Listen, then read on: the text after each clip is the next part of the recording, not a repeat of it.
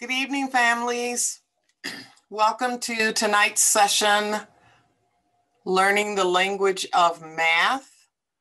We are excited that you are here tonight.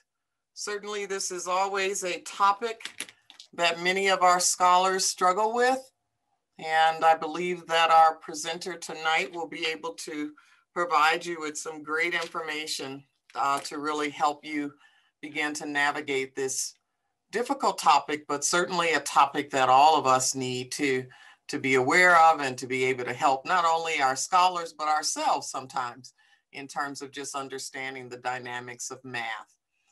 So just want to let you know that we are going to do a couple, we're going to do a poll in the beginning. And so the whole purpose is for us for the presenter to just have an idea of who's participating in tonight's session in terms of the grades of your scholars. So if you would, as I pull this poll up, if you can just answer the question, what grade are your scholars, K-5, middle school, high school, and it's multiple. So if you've got kids in all three grade levels, great. If you only have kids in one grade level, that's fine as well. Okay, looks like everybody has responded. So K through 5, 11 of you have elementary, 7 of you have middle school, and 10 of you have high school, or a combination of all three. So right now we've got about 18 families that are on the line. Okay. So again, as always, if you can have your camera on, please do so. If not, certainly responding to us via the chat. If you've got questions, I'll be watching the chat to share that with Lynn. You received her bio in the agenda that was sent out to you. We also sent you a copy of the PowerPoint so that you could take notes as she is presenting on this evening. So that was just sent to you about a half an hour ago.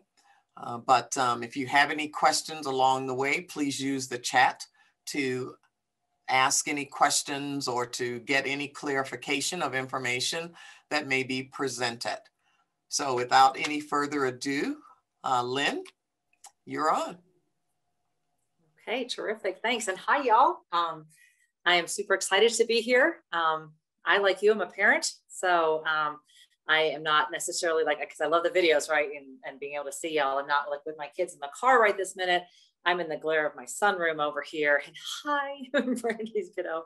But I have my teenage boys sitting in the other room. So I've let them know that they need to be on mute, right? Because mom can't be on mute right now. So we're going to hope that they behave appropriately, which is anybody's guess when you're going to be 16 in a week and a half and times 2. So we're going to hope for the best. So to get into, I'm going to share, and sorry if I'm a little wonky with Zoom at times, just because I teach in teams a lot. So going back and forth with platforms is always fun. So hopefully at this moment, though, you'll be able to see the PowerPoint. Okay, where it's saying making sense of mathematics.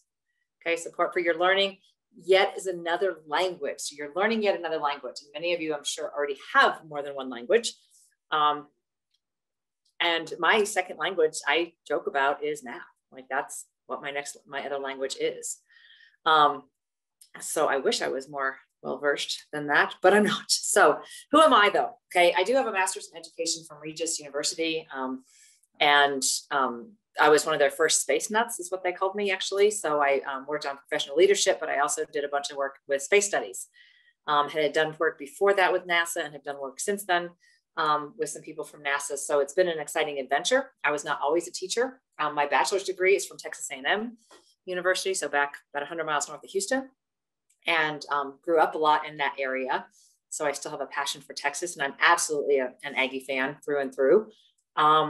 But that degree was actually in journalism. So I like to be able to really present math, even in my classroom, as a language. Okay. And sometimes that's really helpful for us as adults to rethink what it is and present it differently. It's also super helpful for teachers. So I am a mom of twin teenage boys, as I mentioned. Only having the two of them here right now is kind of unusual. Usually there's like a fourth son and a fifth son and about six or 17. Like, yeah, when I was that blizzard last weekend, I had 6 teenage boys in the house for the entire blizzard, which was only nice when it came to shoveling. I did appreciate that, but the rest of it was kind of chaotic. So I'm also a teacher though, and I've been a teacher for a long time. My degree was journalism. I definitely did a lot of things throughout my 20s, but I have always spun back into education. Everything about it has been trying to help empower people to do something better, do something different than what you're doing right this minute.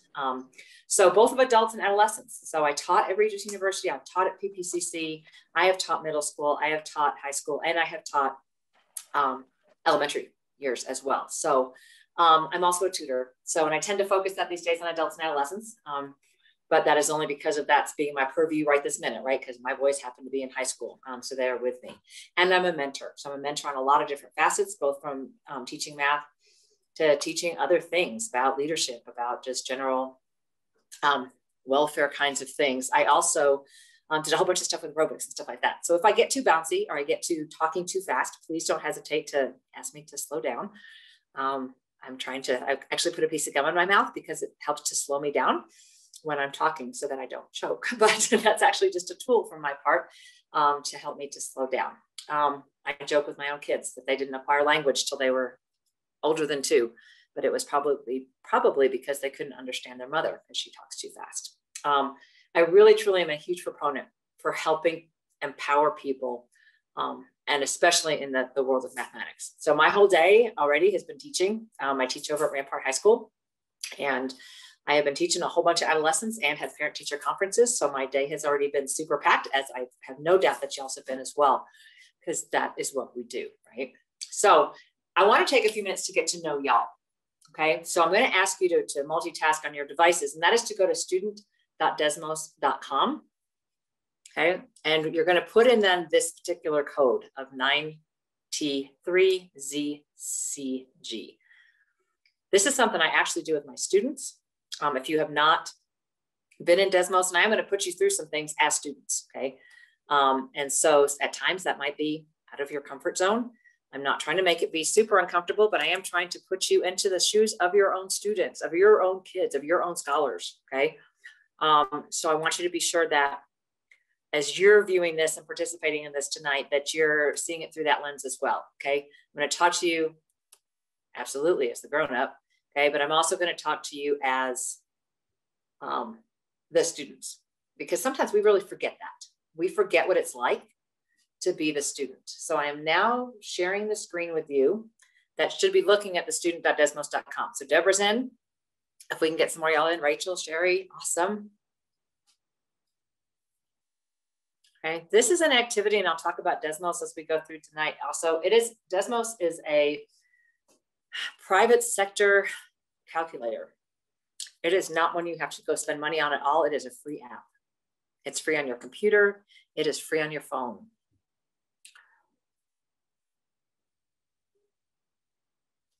Okay, so then as we get logged into this, okay, student.desmos.com. So that's going to stay in your copy of the slideshow. It's also right up here at the top of the screen, okay, where it's giving you the code over here. So I'm hoping y'all can see that, and then kind of seeing the dashboard over here as well. So if you cannot see it, if you can let me know or let Deborah know. Okay, so the introduction, really, we're just going to go through and be introducing yourself. So you're putting in your name, okay. I probably will not get to know every single one of you by name before the end of the night, but I will try, okay? So getting to know your name. And then what might help me understand you better as a person? What's important to you? Okay, some things that are important to you. What matters the most to you, okay? And I'm loving the answers that I'm seeing. I'm going to give you some time to kind of work independently on these as well. Now, a sketch about you, we might not feel super comfortable sketching. I know I am not a good artist whatsoever.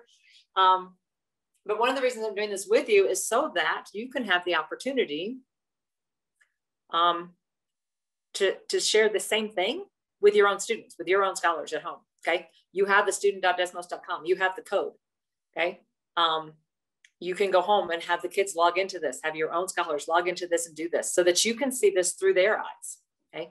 As parents, a lot of times we presume things about our kids, and we do. We know our kids really well. Okay. Not going to lie to you about that. We do. We know our kids really well. But when we actually let them talk and we don't interject, we give them a venue like this with which to speak, we can find out some really interesting things. Okay.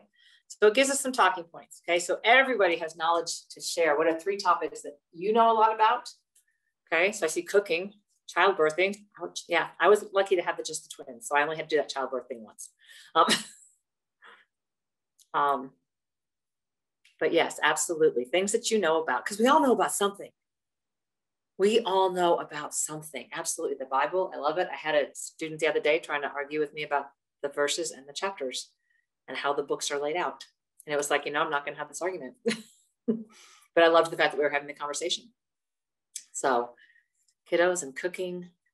I love baking. I also love to cook, but I don't always have time to cook. Okay. And then I could tell you, I definitely know about math, right? Know about math from a lot of lenses. So communicating, relationships, babies. I love babies. I just had a colleague who had a baby. So tonight, while the rest of us are all going through parent-teacher conferences still, and I did mine all day throughout the day whenever I had a break, and yesterday, so I could be here with y'all, she's been posting pictures of her newborn so that we could all relish in what's really important. And that's not necessarily student-teacher, parent-teacher conferences, okay? Okay, then we're going to come look at how things were last spring. And yeah, Susan, I agree. I did not enjoy COVID learning either. That was one thing I was definitely doing today with the students as I was sending them off to spring break, was reminding them, like last year when we left, we didn't come back.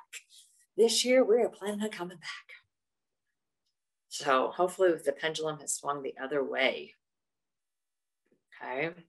Last spring was definitely disappointing in so many ways, and professionally challenging and personally challenging.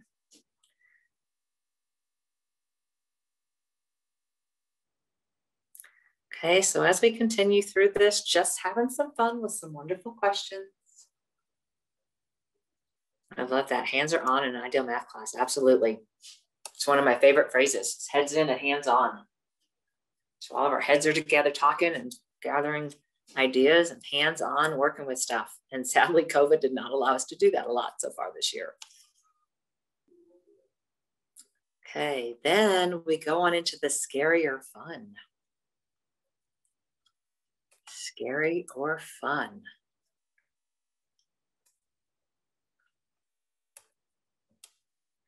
Which of these things is scary or fun? So you're going to click and drag the cards around on top of each other, okay, based on how you think that they are. Okay, so if they're both, we can click and drag it over here.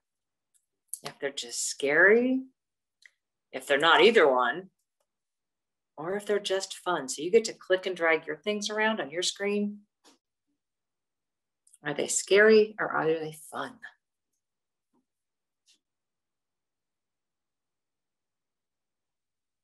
Okay, we are all progressing pretty well over here. Okay, making math mistakes absolutely are scary. And explaining your math ideas is scary. I love it. There we go, roller coasters. A lot of times that one lands in that. And that is one of my favorite things is roller coasters. I took my kids to a huge roller coaster park in Cedar Point up in Ohio. I love roller coasters. I'm sure I'll get over that someday, but right now I still, and swimming in the ocean. Okay, so Deborah and Thandi, I love the name Thandi, is that how I say that? But 2 of my favorite things are 2 of your scariest things, but that's okay. Because I can still smile, and we are all super different, and that's what makes this world go round. That are both dancing in public, I get that, eating new foods. Yeah, and eating the new foods is also something that for me became super scary after I became a mom, because my kids have nut allergies and some other really serious food allergies. And so that has definitely been an adventure. Okay. And then a hot dog. One of my favorite questions.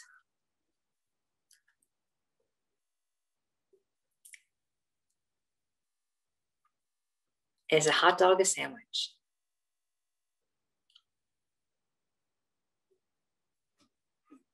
And you never thought about it, right?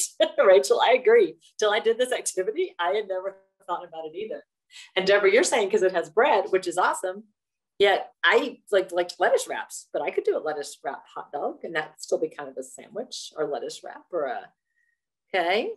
But then there we go. Kelly, your sandwiches are flat. Let me tell you, there's a lot of food. Sandwiches are flat. But yeah, technically, Kelly, it could be, right? My other Kelly, I got two Kellys. Okay. So as you look to other people's things, people all have their own opinions, right? Absolutely. You mostly agree.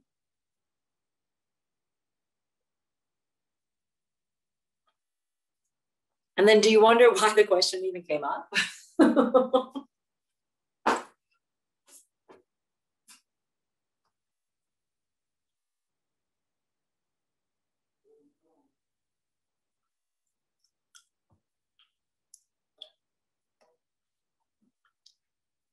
Okay. And then that lunch conversation. Yep. I would want to talk to my sister. She was killed in a car accident years ago, and I miss her to this day. So I would love to talk to her again. Catch her up, let her meet her nephews. It'd be awesome. So,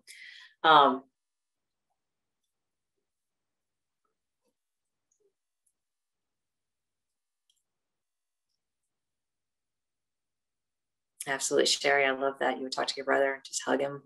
Yep. I'm with you on that page. I would just talk to him and hug him and hug him and hug him. Okay. So, and then the last one in terms of how the class is going so far, I mean, you really can't tell, right? Because we haven't done anything yet, except for this, right? So I'm going to share my screen from there back to the PowerPoint, okay?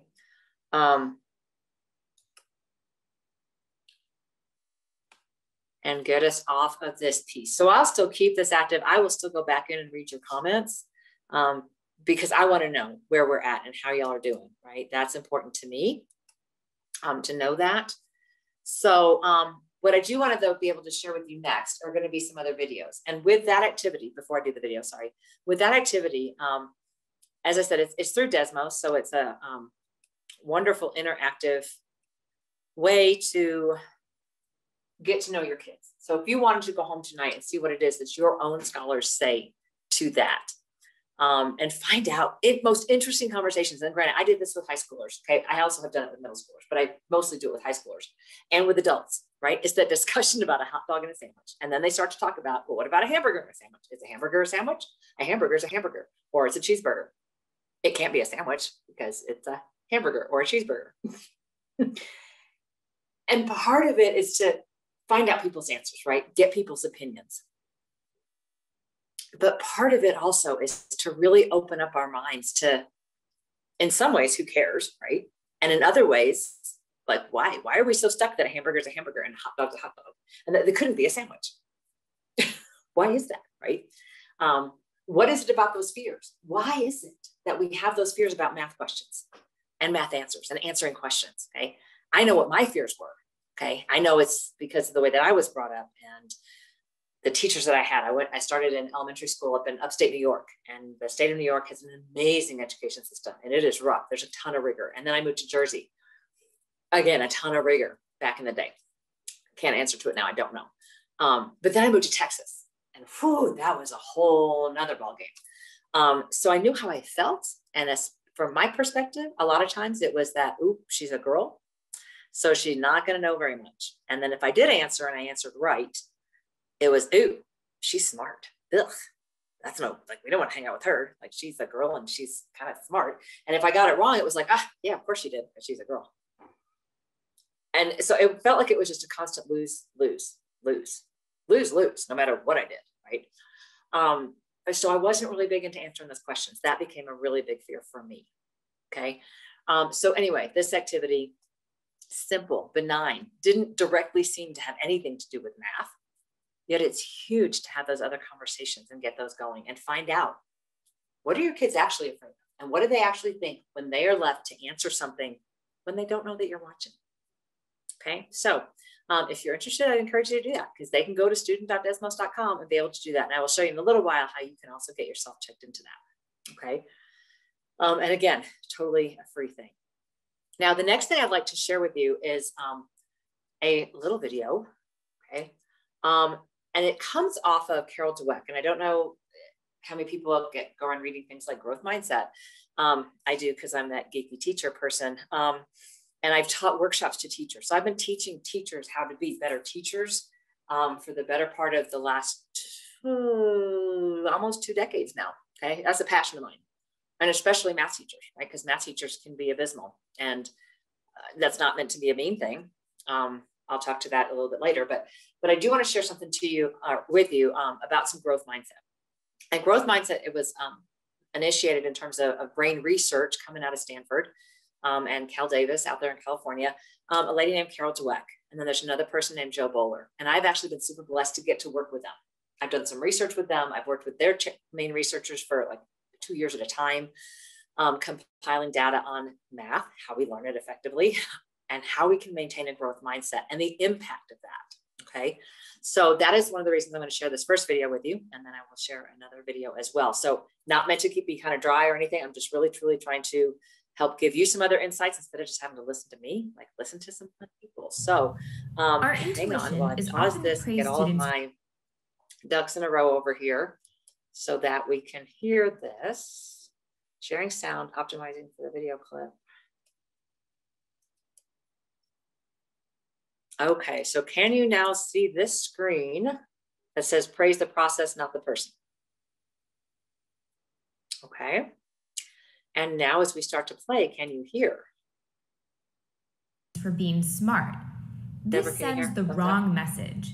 When students later encounter a setback, they conclude, if my past success made me smart, my current struggle makes me dumb. Instead, praise students when they work hard to accomplish a difficult task. This implies that you value hard work and that hard work is the cause of success. A study with 5th graders shows the striking impact of different types of praise. Researchers asked students to complete a set of moderately challenging problems. Then, the researchers told all students that they did well. They were all told, wow, that's a really good score.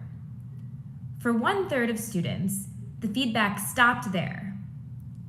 For another third of students, they were given intelligence praise.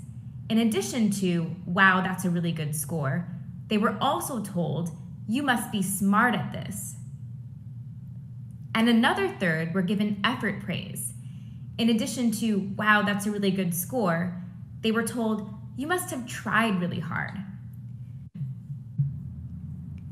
After students received feedback for their high scores, then they were all given a more challenging set of problems. The praise that students heard had a significant impact on students' motivation. But that's not all. After students experienced the challenging set of problems, they were given a final set of problems, equal in difficulty to the first set. Students who just heard, wow, that's a really good score, didn't see a difference in their performance on the first set of problems and the last set. That's not surprising since they were equal in difficulty. What's interesting is how the praise impacted students. Students who heard effort praise, who were told, you must have tried really hard, did better on the final set of problems. And what's most surprising is that students who were given intelligence praise, who were told, you must be smart at this, actually did worse. Just one line of praise significantly impacted students' performance. Yes.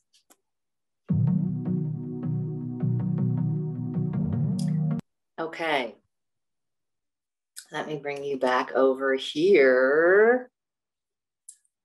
Although actually, I don't even want to bring you back over there. I'm just going to stop that piece for a minute.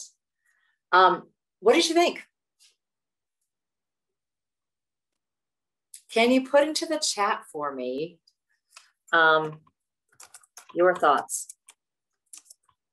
just as you think right now, how often do you, oops, sorry, I'm gonna mess up my typing over here. Do you use effort versus intelligence phrase? So just putting answers into the chat. How often do you think you do that?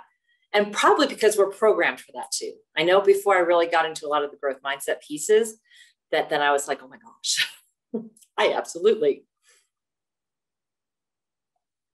would tell my kids, or even they will even still say, you're so stupid. You're so, because they're brothers, right? Twins. You're the dumb one. You're the whatever. And I get so annoyed, right? Okay. And absolutely. And thanks for trying, because that is, at the end of the day, that's all we can do, right? And I know that for me, growing up, I was absolutely that intelligence. My dad was he was still, to this day, he's still like one of the most intelligent people I ever knew. When he actually had a stroke, probably 10 years before he died, actually, my sisters and I joked about the fact, phew, maybe he'll slow down enough that we can keep up. You know, he read that book, War and Peace, which is like this thick. He read it in a day and a half and could quote you page numbers of quotes off of this insanely, ridiculously big book. I did not inherit that gene. I didn't get it. I'm out, right? So I was never, my intelligence, boom, I always did worse afterwards. Okay. But something to think about, because whether it's math or reading or writing or history or science or riding their bike or on a scooter or swinging the swings in the park, all of those places we can just help to, and especially right now too, coming off of this COVID piece where we've been inside so much, really making sure to try to praise their efforts, not the end game at all, but praising the efforts that they are putting into it. Okay. So the next piece that I want to share with y'all, let me pull this back over to here for a minute. And certainly if you look up Carol Dweck, there's some other ones out there too. One of my favorite words, I guess, about her that she says is really the power of yet. So literally in my classroom, and I'm going to type this into the chat as well. I have this word in various sizes. Oops, come on. Why does it not want to enter for me over there? Bring it back to this screen and see if it'll do it. No, it is not letting me do that.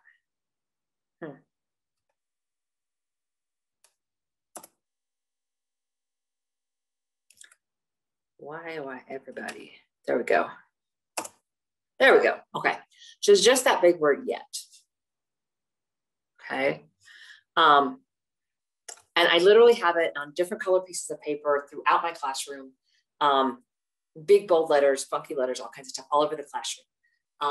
And one of the things that I really work super hard with my kids on, and of course this year's been harder because I'm not in my classroom all the time to refer to them, but this has been an ongoing thing with me for the last decade, is that as they say something, I don't get it, I'm going, not yet, like, right? Like, yet, you don't get it yet, okay? When we finish our phrases with yets, it leaves for open-ended hope. So it is not I don't get it yet. Okay, you don't get it yet. And that's okay, because we are going to grow forward with it. And it doesn't matter what that is. My kids were competitive speed skaters, and now they're competitive mountain bikers, and they ride their dirt bikes and stuff. And still, when they get frustrated about something, it gets annoying to them, right? Because they're almost 16, which means they're really almost 26 or 36 in their minds. But I'll still say, okay, that's a bummer. So it's not done yet. Okay. It doesn't mean it's not going to get done. It doesn't mean you're not going to get there, wherever there is. It just means you're not there yet. Okay. So again, that mindset piece can be so instrumental, and where we take kids, especially in the maths, because in the maths, there's been so many misconceptions about things for so long. Okay. So now I'm going to take you to Jo Boaler, who actually takes a lot of the growth mindset piece and she rolls it into the math perspective specifically. Okay. She also has some good books out there. And again, a ton of other things you can watch that she has done that are also free out there. So coming back over here to share my screen now so that y'all can watch Jo Boaler. Okay. And how you can be good at math, which of course then actually rolls into how your students and your scholars can be good at math. has changed what you have learned and continues to do that. It continues to change your learning and your experiences. So how many people here, let's get a show of hands, have ever been given the idea that they're not a math person or that they can't go on to the next level of math, they haven't got the brains for it? Let's see a show of hands. So quite a few of us. And I'm here to tell you that idea is completely wrong. It is disproven by the brain science, but it is fueled by a single myth that's out there in our society that's very strong and very dangerous. And the myth is that there's such a thing as a math brain, that you're born with one or you're not. We don't believe this about other subjects. We don't think we're born with a history brain or a physics brain. We think you have to learn those. But with math, students believe it, teachers believe it, parents believe it. And until we change that single myth, we will continue to have widespread underachievement in this country. Carol Dweck's research on mindset has shown us that if you believe in your unlimited potential, you will achieve at higher levels in maths and in life. And an incredible study on mistakes showed this very strongly. So Jason Moser and his colleagues actually found from MRI scans that your brain grows when you make a mistake in maths. Fantastic. When you make a mistake, synapses fire in the brain. And in fact, in their MRI scans, they found that when people made a mistake, synapses fired. When they got work correct, less synapses fired. So making mistakes is really good.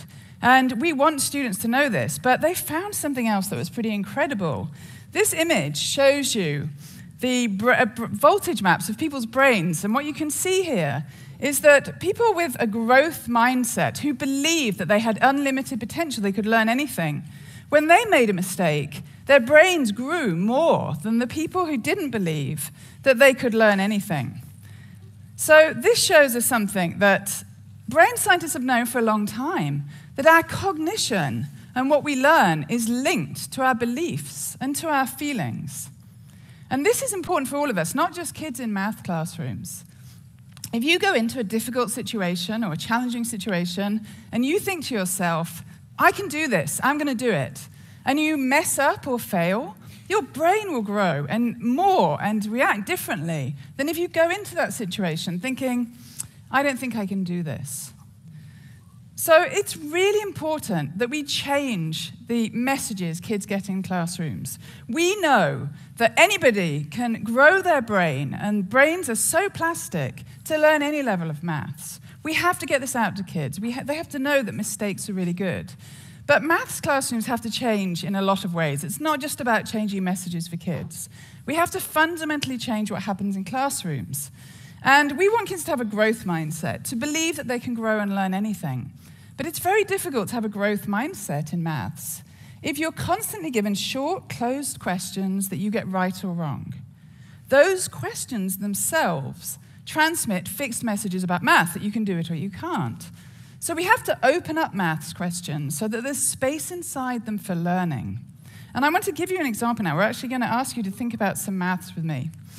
So this is a fairly typical problem that's given out in schools, and I want you to think about it a bit differently. So we have 3 cases of squares, and in case 2, there's more squares than in case 1, and in case 3, there's even more.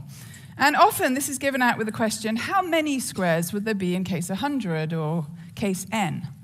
But I want you to think of a different question now. I want you to think without any numbers at all, or without any algebra. I want you to think entirely visually. And I want you to think about, where do you see the extra squares? If there are more squares in case 2 than case 1, where are they?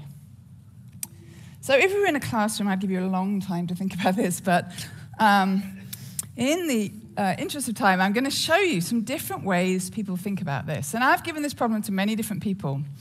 And I think it was my undergrads at Stanford who said to me, or one of them said to me, I see it like raindrops, where raindrops come down on the top. So it's like an outer layer that grows new each time.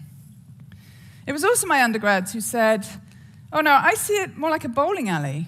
You get an extra row, like a row of Skittles that comes in at the bottom. Very different way of seeing the growth.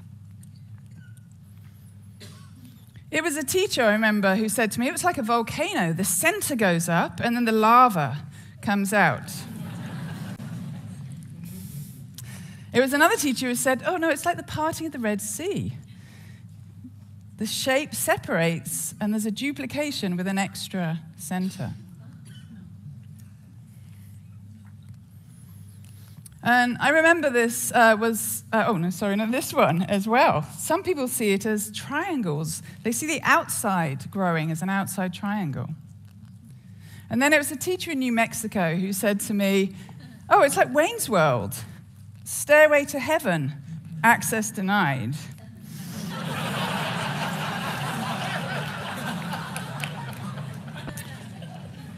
And then we have this way of seeing it. If you move the squares, which you always can, and you rearrange the shape a bit, you'll see that it actually grows as squares. So this is what I want to illustrate with this question. When it's given out in maths classrooms, and this isn't the worst of questions, it's given out with a question of how many. And kids count. So they'll say in the first case there's 4, in the second there's 9. They might stare at that column of numbers for a long time and say, if you add 1 to the case number each time and square it, then you get the total number of squares. But when we give it to students and teachers, high school teachers, and I'll say to them when they've done this, so why is that squared, do you think? Why do you see that squared function? They'll say, no idea. So this is why it's squared. The function grows as a square, and you see that squaring in the algebraic representation. So when we give these problems to students, we give them the visual question. We ask them how they see it. They have these rich discussions, and they also reach deeper understandings about a really important part of mathematics. So we actually need a revolution in maths classrooms. We need to change a lot of things. And part of the reason we need to change so much is because research on maths teaching and learning is not getting into schools and classrooms. And I'm going to give you a stunning example now. So this is really interesting. When we calculate, even when adults calculate, where a brain area that sees fingers is lighting up. We're not using fingers, but that brain area that sees fingers lights up. So there's a brain area when we use fingers, and there's a brain area when we see fingers. And it turns out that seeing fingers is really important for the brain. And in fact, finger perception is, scientists test for finger perception by asking people to put their hands under a table, they can't see them, touching a finger, and then seeing if you know which finger has been touched. The amount that university students have good finger perception predicts their calculation scores. And the amount of finger perception grade 1 students have is a better prediction of maths achievement in grade 2 than test scores. It is that important. But what happens in schools and classrooms? Students are told they're not allowed to use their fingers. They're told it's babyish. They're made to feel bad about it. When we stop children learning number through fingers, it's akin to halting their numerical development. And scientists have known this for a long time. And the neuroscientists conclude that fingers should be used for students learning number and arithmetic. If we hadn't published this, we published this in a paper in The Atlantic last week. I don't know any educator who knew this. This is causing a huge ripple through the education community. So I want to, there's lots of other research that's not known by teachers in schools. We also know that when you perform a calculation, the brain is involved in a complex and dynamic communication between different areas of the brain, and including the visual cortex. Yet maths classrooms are not visual, they're numerical and abstract. So I want to show you now what happened when we brought 81 students onto campus last summer, and we taught them differently. So we taught them about the brain growing, we taught them about mindset and mistakes, but we also taught them creative, visual, beautiful maths. And they came in for 18 lessons with us. Before they came to us, they'd taken a district standardized test. We gave them the same test at the end of our 18 lessons, and they improved by an average of 50%. 81 students from a range of achievement levels told us on the first day, I'm not a math person. They could name the one person in their class who was a math person. We changed their beliefs, and this is a clip from a longer music video that we made of the kids.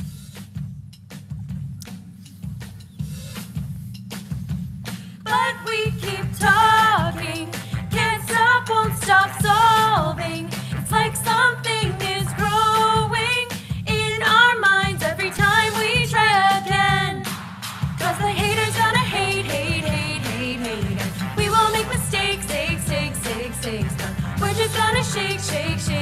shake. Shake it off, shake it off. Our method's gonna break, break, break, break, break. It's not a piece of cake, cake, cake, cake, cake. But we're just gonna shake, shake, shake, shake, shake. Shake it off, shake it off. We represent things visually. Present them to our class clearly, so that they can see. So that they can see. We know our brains can grow. Who cares how fast we go? Understanding's what we show. Understanding's what we show. So we keep trying. Synapses are firing. This problem's so exciting. It's so cool that I want to go and show the world. So,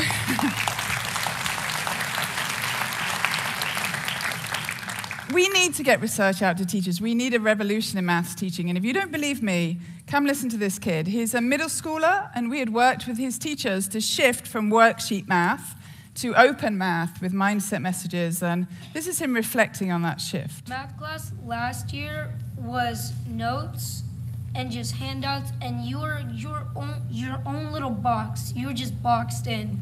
You were like by yourself. It was every man for themselves.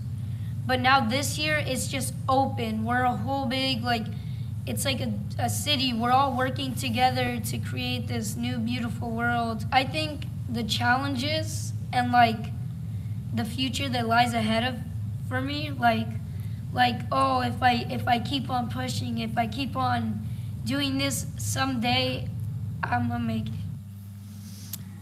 We have focused for so long in education, in maths education, on the right way to teach a fraction, on the standards we use in classrooms, which are argued about all the time. And we've completely ignored the beliefs students hold about their own potential. And only now is the full extent of the need to attend to that coming to light.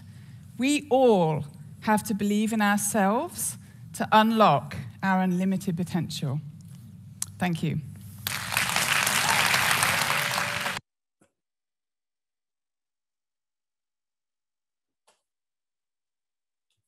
Okay. So now into the chat. You should be back on the PowerPoint at this point, I believe. Yes? Okay, sweet. Into the chat though. Can you please for me put, I'm trying to find the chat even. Why am I not seeing the chat right now? But can you please put into the chat your first takeaway? What is the first thing that comes to mind about what you just watched? What is the first thing that made you go, wow, okay. First thing, first takeaway. First aha that comes to your mind.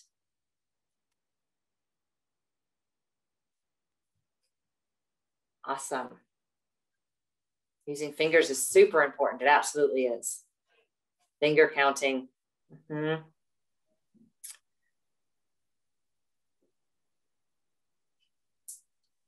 Absolutely, Kelly. You don't have a math brain. We don't have a math brain. It's just your brain, right? Absolutely. And yeah, and I agree, the fingers piece. So that is like the nines trick, okay? Like I always teach kids, I mean, use your fingers. And when I've had teachers tell my own kids even that they can't do that, I get so frustrated, right? But that they can't use manipulatives, right? It's absolutely, Amber, I was too, and you couldn't, it was it made you not as smart, right? It actually makes you smarter as you test better, gives you better adherence to what it is in terms of patterns, okay? Also just connectivity to yourself. Do you know that every time you're actually crossing the midline of your body, you're helping to grow your brain, okay? Which is some fascinating research, also goes along with all the other brain science kinds of things. I have my kids do brain bricks on a regular basis and make sure that we are always crossing the midline of our brains, okay? So that we're growing that muscle mass up there, okay? That we're making it make a difference in a positive way. Okay, so I'm glad that the finger piece definitely worked. There's so many tricks I wish I could share with you guys because there's all kinds of fun stuff. And yet we're the parents, right? We're not the teachers in the classroom. So this is also why I guarantee you, I will not stop being out there trying to teach teachers also to be better teachers in the classroom. I'm gonna be able to utilize these things. But when your kids come home and they're exasperated and they may tell you, but my teacher said I can't use my fingers, tell them, okay, well, your teacher's not, mom's overruling that, dad's overruling that. You get to use your fingers, okay? And feel free to give them my email. I'll be happy to talk to them. So that's truly what I advocate for. Okay. I'm a huge advocate for kids being able to learn outside of other norms that we may have grown up with, right? I grew up with the 50 problems every night, and we had class every day, and you had to do all your problems and you had to show all your work. And it didn't even matter when I broke my arm and my writing hand was in a cast for like 5.5 months. And I had to write with my left hand. I still had to do every problem, and it had to be legible. And I shed so many tears for so long. Why? Because some teacher was stuck on the fact I had to do something that way. And sadly, there are still teachers in the profession. I still work with some, they're all over the place that still feel that very old school way. And it doesn't need to be that way. I was actually at a workshop 2 weeks ago talking about the fact that instead of like that think outside the box, it was just like blow up the box, get rid of the box, just be you. Okay. Just be you. We don't need to be cookie cutter teachers. We need to use our fingers, use your toes, use your knees, use whatever devices that you have. Okay. To be able to help with that understanding, and use the word yet, because that's huge. It truly, truly is huge to use the word yet. Okay. So how are we doing so far? Hanging in there? Okay. I've got the dual screen thing going. So when I turn this way, I like to see my face turned cockeyed, but yeah, my camera's over here. Sorry about that. Okay. So back to the sharing the screen. So we can kind of go back to the PowerPoint for a couple seconds, and I'll come back to here. We're just going to bounce back and forth. I'm going to keep y'all on your toes, right? You're not going to know what it is you're looking at. My boys are actually putting their skates on over there, so we're going to hope we don't hear anything crashing in the other room. Back to the PowerPoint though right now, and I kind of breezed through this one by accident when we started. The mastering and managing of mathematics starts with the mindset, okay? And that's what we've started with. So far for this first part, it's been about mindset. It has been about how do we change, how we communicate, how we think about it. It's a language. And if we can start to think about it as a language, that one universal language, that might also help us, not only how we think of it as adults, but how we translate that thinking to our children. And an analogy that I use repeatedly and sometimes cringe, I did have 2 parents just today say this to me in conferences. I was never any good at math. It's okay that my kids got a C. It's okay that my kid's failing. I was never good at math. Okay. And certainly we're all entitled to our own opinions, right? In high school, it does kind of matter if they're failing it, because then they need the credits. So that becomes a whole different game than when they're in elementary school, and if they fail versus middle school and fail, and whether that failing is actually about concepts learned or not learned and what teachers are communicating to you versus what they really know and are progressing toward. So that's a whole nother conversation for a whole nother day, right? But the reality is, I have never in my years in elementary school or middle school, or in high school for that matter, had anybody ever say, nor my years in college as a parent, as a person, ever had somebody walk into the room and say, you know what? I suck at reading. I can't read at all. My reading is absolutely abysmal. Nobody says that. People who tend to be illiterate in the written word don't tend to go and brag about it. And yet it seems like a sense of entitlement that a lot of times, well, I stunk at math. I was no good at it. My kid's not going to be good at it either. We need to stop making that prediction for kids. Okay. Joe Bowler was talking to that. I'm going to talk to it. It's just a passion of mine. We need to stop saying that. And like I said, 2 parents today said that. Okay, let's move on. Don't care what your past was. It's about your student. Okay. And your student can learn, because it's not about the math brain at all. It's a language. It's a way of communicating. Okay. It is a way of problem solving. Okay. You saw in the video that they were, making pictures and posting them on the walls and sharing information. That is so huge. In my room, it's like, who can make the biggest mistake and then be able to justify and see how they got to the mistake. And when I make mistakes, students call me out on it. I want them to, whether it was a mistake because my hand did not listen to my mouth and my brain, or because I legit made a mistake, which became super evident last year when we first went into lockdown and we were trying to make all these videos and trying to re-record videos and do all this kind of stuff for all this teaching that we were doing without the right technologies. And oh my goodness, I made a couple of mistakes. And so then I would go, oh, I'm watching that video and I catch my mistake, right? Going, ugh. And I would challenge my students, whoever finds the mistake, send it to me, let me know what it was, and you can get an extra point. I would only have a couple kids even try because they didn't believe that they could find it. So they wouldn't necessarily look. Okay. We're all going to make mistakes. We make mistakes every day, right? Parenting in and of itself, it doesn't come with a handbook. After you get through that what to expect when you're expecting book, which I read almost as closely as my Bible, right? Especially with twins. I was like, whoa, what am I supposed to be doing, right? We get through that book, and then there's no more books. There are no more books that tell us when our kids are going to walk, or when they're going to crawl, when they're going to talk, when they're going to whatever, right? So it's a day-to-day thing. Learning is that way too.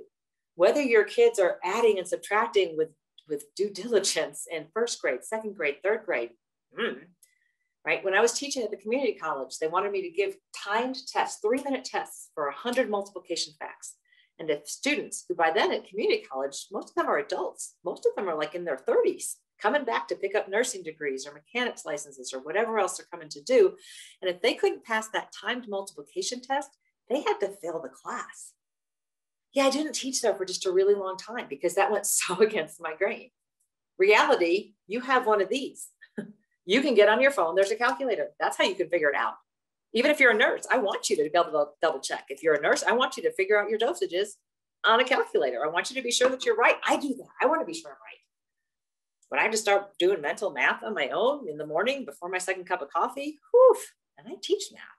Okay, so we're all going to make mistakes, and we need to embrace that. And we need to make our kids feel super comfortable with the mistakes. Give them a fist bump and go, sweet, that was number one. What can we do next? Can we do it better? Can we make a bigger mistake? What are we doing? Laugh at them. Not laugh at them, but laugh with them.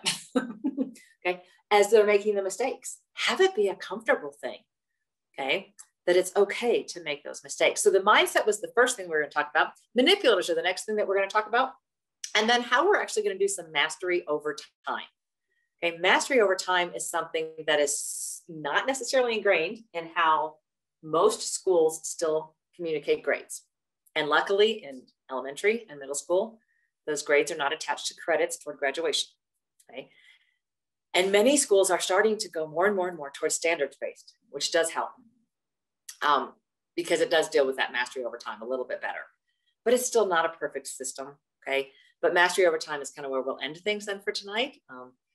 So cruising back through these pieces, we did the mindset piece, so manipulatives. Okay, so I'm going to pull down.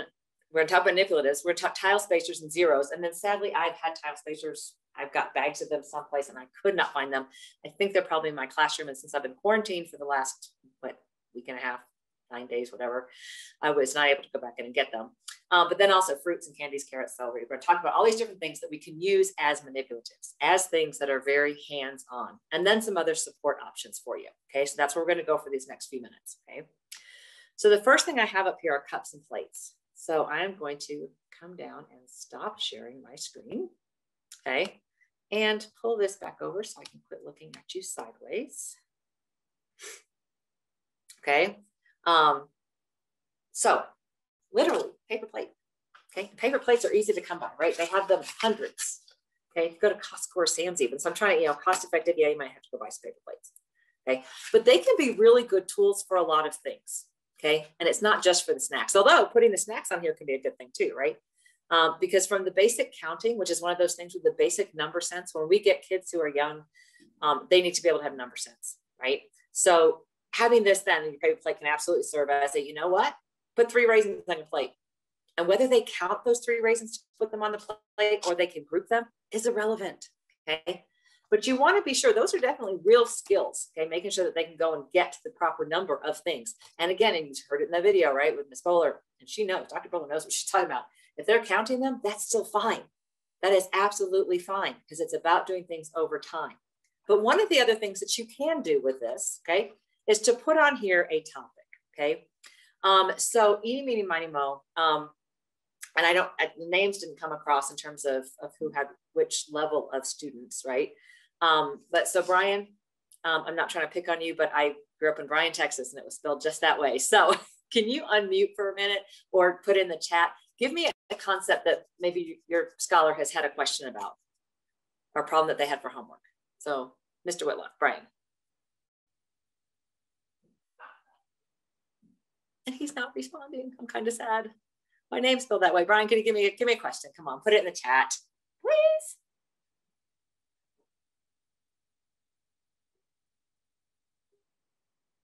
Anything? I know, but that's mine. There we go. Awesome. Okay. Hi, I'm the one.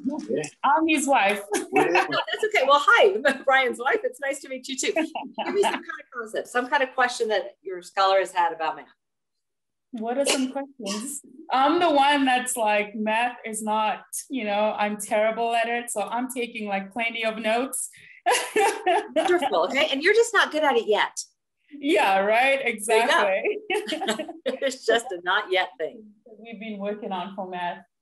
I have my fifth grader here with me. So I'm like, what was the last one we worked on? Do you remember? Multiplying fractions. Multiplying fractions. Woo! Awesome. Do you want to give me 2 fractions that we can multiply? Do you want to give me? 2/5 times 3/4. 2/5 times 3/4. I love it. Okay, so I'm putting 2/5 times 3/4. Excuse me. Okay, 2/5 times 3/4 in the middle of the plate. Okay. Yeah. You got that? Okay. Yeah. So before we do anything more with this, tell me everything that you can, although not just tell me, you're going to write down everything you can. And maybe it's with different colors. Pull out that box of crayons, pull out that box of markers, colored pencils, whatever it is that you might want to, and write all over, which is why paper plates are so awesome, right? Just write all over everything that you can possibly tell me about 2/5 and everything you can tell me about 3/4. Okay. And that's going to be different depending on who it is, right? Do you have any other siblings? Yeah. Your brothers are older or younger? Younger. Younger brother. Second grader. Okay, second grader. So what can they tell you? Can your younger brother tell you anything about it? Eli, do you want to come over?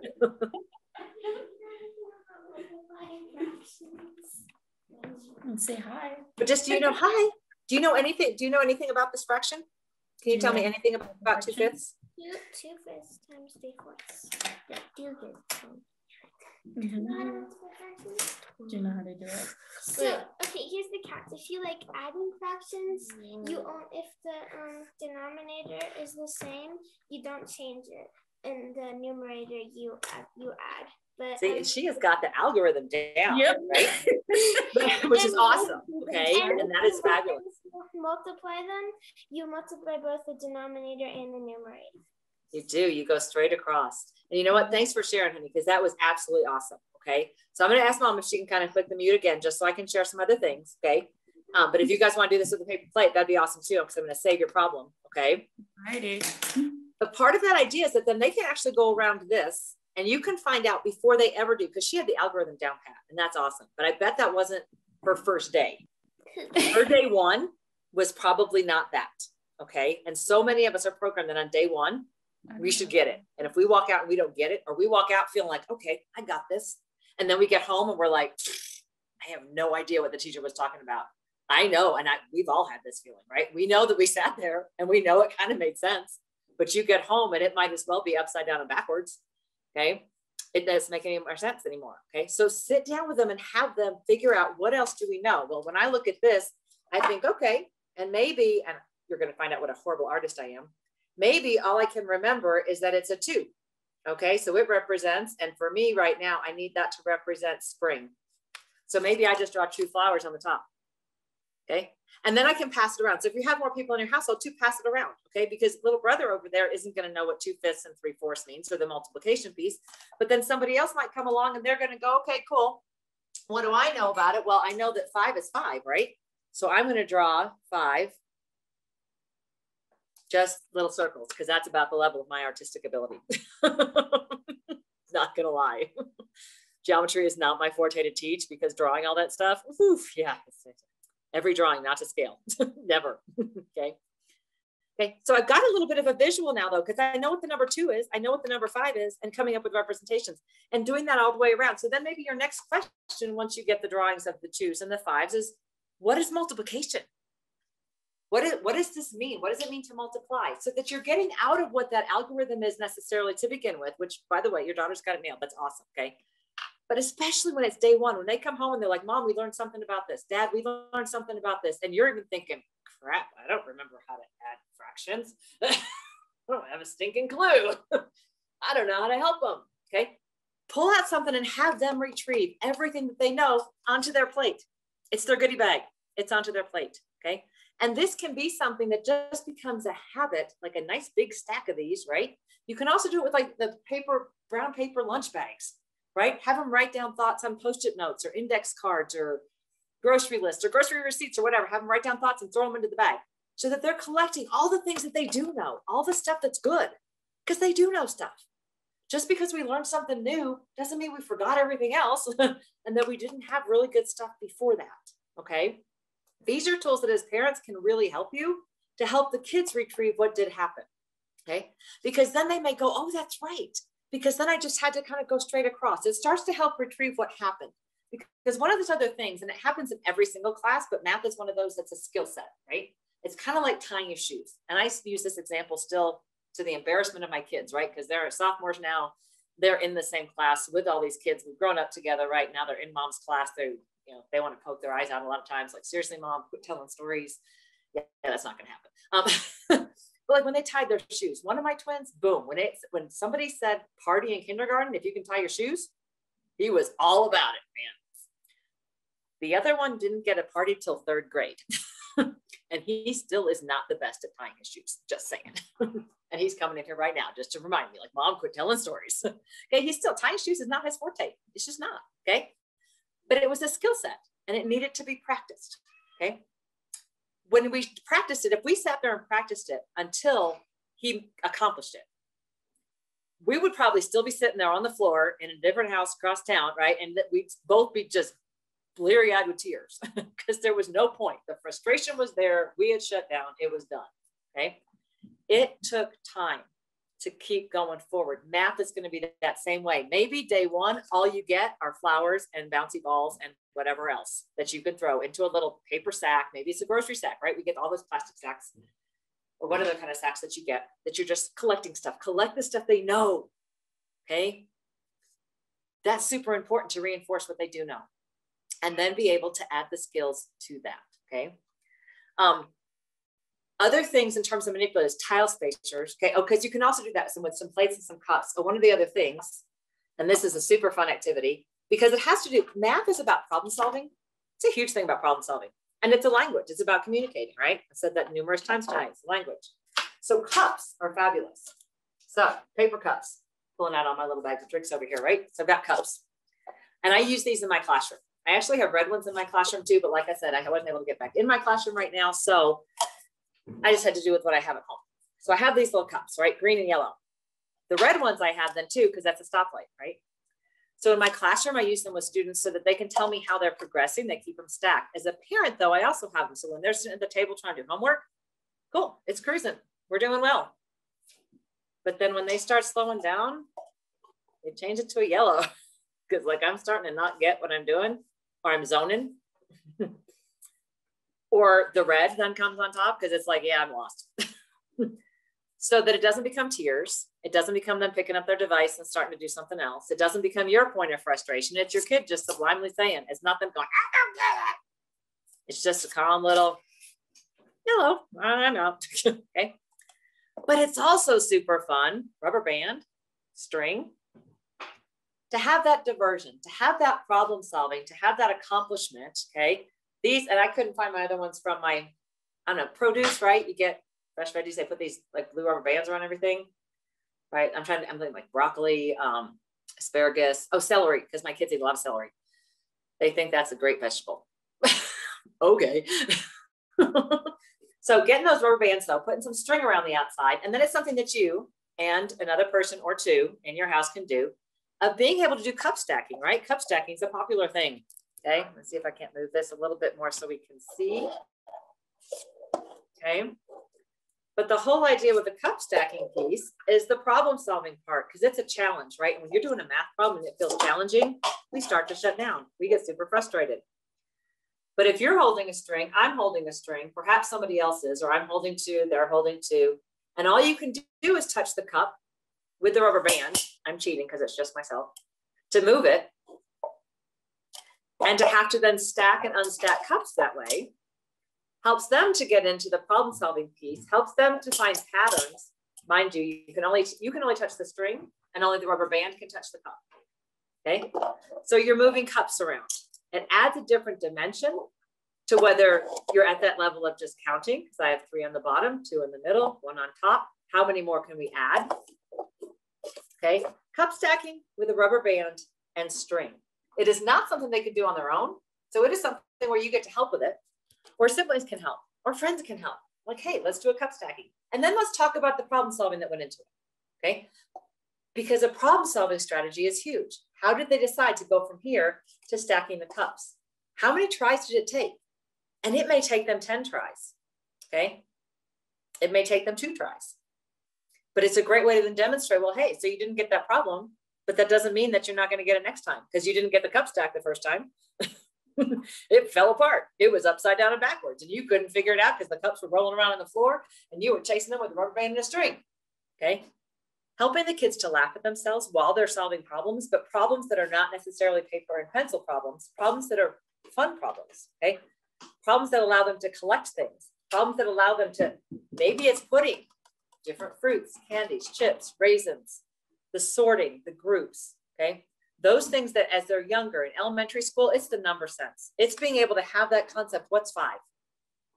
To where they can then just be able to go, okay, I can go get 5 because 5 is how many fingers I probably have on my hand, okay? 5 is how many toes I have on my feet. And then can they just bring you 5? Can they bring you 8? Can they bring you whatever? So as you're bringing them up through that to develop that number sense, but again, absolutely, can they count? Yes, they absolutely can count. Being able to then bridge into the multiplication does some skip counting. And we can go through a ton of strategies on that too. I'm going to show you some other resources though. And the groupings that then come with some of these other manipulatives, but the manipulatives being, use your foods, use things that then are good. I mean, I can say healthy foods, I can say chips, I can say whatever, because we can do all kinds of stuff. And sorry, my cat's now chasing after the string and the rubber band because he thinks that's super cool. So I've lost that manipulative for the night. But then tile spacers, and I'm sorry, I could not find them. I think they're in my classroom. But tile spacers, if you go to Home Depot or Lowe's, okay, any of those places, they literally are tile spacers. And they are going to come out. I'm going to put this into, and you can get a box of like 1,000 for, maybe it's only 500 for $5 and 1,000 is maybe $750. So they're not super expensive. And once you get some, you can share them with a whole bunch of people. Okay. So they are just tile spacers, literally from like a Home Depot or Lowe's. And a box of those will go a super long way. And I'm going to hook up my dot cam now so that hopefully we can see it. In terms of an example for you. And I don't have, again, I don't have the spacers themselves here right now. And we're going to see, I've got dot cam working great with Teams. Oops, there go my cups, sorry. I got to figure out it working on Zoom. So we're going to share a screen. But right now I'm not even seeing. That's doing a whiteboard.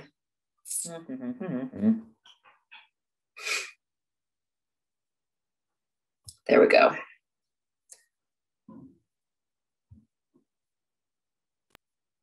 Okay. So right now you can only see a bag of markers, right? Can you all see the fuzzy gray in front of you? Okay, so one of the things that I'm putting down here, and for those of you who do have middle school or high school students, you'll hear them and see in their textbooks that they'll talk about algebra tiles. That is what these wonderful beasts are. It is a super expensive manipulative though, so I would not recommend buying algebra tiles. I will show you some online resources for them. Okay. And since we are in this pandemic-filled world, okay, these are what are actually called algebra tiles. The one nice piece about these, or any other kind of little discs that you might be able to find in terms of manipulatives, are that they're double-sided, so that all negatives are red, as if negative is red. I happen to love red, so it's not a negative connotation to me, and it's, but that is how they coded their pieces. Okay. But with tile spacers themselves, they only come in white, so far as I know. If you happen to work in construction or tile or a tile layer. You can let me know if they come in different colors, but I've only ever seen them in white. And they literally come across, so I'm just going to kind of draw them for you as pluses. Okay, because they're spacing the tiles, right? As your people are putting down tile floors. So they come as little plastic pluses. So then honestly, I sit with a razor blade and a cutting board when I get a new box of tile spacers. And I literally go, I divide them out and I cut. So I cut them off so that then I have half of them that are still pluses, but half of them that become minuses. So they're just straight up ones. And then I'll have tile spacers that are pluses. Okay. So it is a really inexpensive way, and you can share it with all your friends. You can share it, go give it to the teacher in the classroom, right? Highly recommend, one of the best manipulatives, because these algebra tiles are super expensive. They're worthy of it though when you get to algebra, but in the meantime, tile spacers, and I love these. If elementary teachers would actually teach integers instead of teaching subtraction as takeaway, everybody would do math a lot better, okay? Because a plus and a minus equals what? A plus and a minus ultimately is a 0. Okay. 1 plus, 1 minus, that equals 0. 1 minus 1, 0. We can all agree on that idea, right? So when you get a bunch of tile spacers and your students have problems like 4 minus 2, okay? And they can be sitting there trying to figure out, and they can have their fingers out and they can say, okay, well, that's 4 fingers. And then I'm going to take away 2 fingers. And yet then they're going to get to middle school and they are going to learn that subtraction is not takeaway, that all numbers can be added. Everything is based on addition, and that there's these thing called negative numbers, because there are, right? And all of a sudden they get this number line with positive numbers and negative numbers, and they're doing all this other stuff. And then they feel like everything from middle school just totally obliterates everything they learned in elementary school. And then you get to high school. And then it obliterates everything that they learned in middle school, right? And so, yeah, why I teach teachers, because I'm really hoping to get teachers to come along board, right? If we were to actually, when they get this problem, and start them off with tile spacers at the beginning of their young mathematical lives, and give them, okay, so this means I've got 4 positives, and I have 2 negatives. 4 positives, 2 negatives. This is a visual, and if they were tile spacers, I would actually have tangible little pieces to put down there, okay? You would want to keep them away from younger children because they are small enough to be swallowed. But certainly by kindergarten, 1st grade, that shouldn't be a problem. But then I can go, whoa, I've got a plus and a minus, and this plus and the minus is a 0. And this plus and this minus is another 0. Ultimately, I just have a positive 2. Okay. This is helpful even when your kids, and that's why I love the tile spacers, even when your kids are in middle school, even when they are in high school, I still pull out the algebra tiles. By the time they're in high school, they tend to just write it down this way on a piece of paper though, because they aren't carrying algebra tiles in their pockets, right? Or sorry, not algebra tiles, tile spacers in their pockets, okay? But even once they get into middle school then, and then they're starting to do, okay, well then I've got, I'm gonna keep the number small just for timing and space here. I'm gonna say like 5 minus 7, okay? And this is where that takeaway becomes a problem, right? And so then teachers start drawing number lines, and then kids are just like, oh my gosh, I am so checked out, right? Well, if they're actively engaged though, and they're going, okay, no, wait, I've got 5 of these pluses I'm gonna put down, and I'm gonna put down 7 minuses. Okay, and again, you can even do them this way though too. So there's nothing wrong with doing pluses and minuses now that you're learning them this way, right? But if you want to go get tile spacers, kids like to have stuff that they're playing with, right? But then I can come through here and I can say, okay, well, I've got a plus and a minus. That's a 0. I can take away that other 0 because zeros are zeros. And I've got another 0 I can get rid of. I have another 0 I can get rid of. I've got another 0 I can get rid of. And what do I have left? A negative 2. So they're exploring it as they're going. They eventually, hopefully, get to the pattern of it. But if not, they can still use this tool in college and teaching on a college level. I have still seen people, but that is absolutely what they do when they're adding and subtracting those positive and negative numbers, okay? And it continues with multiplication as well in terms of those things. And I don't know if I get invited back to do another one of these. I really want to do one more that's actually some more skills-based pieces like this too, because there's so much that we can do with it to be able to help those kids. But that's another idea of a manipulative, okay, that can be used specifically for numbers. And if we started, the earlier we start them, the more chance that they have to master it over time, okay? Because it is about mastery over time. So if they're not doing super well and it's about some grade, what does that grade really mean? Okay. And people, you know, when they find out, you know, you teach up in District 20 and you're over at Rampart and that's like a school of excellence or whatever. Well, you know, we get to play that other side of it. It might be a school of excellence, which we're actually 60% choice from every place else in town.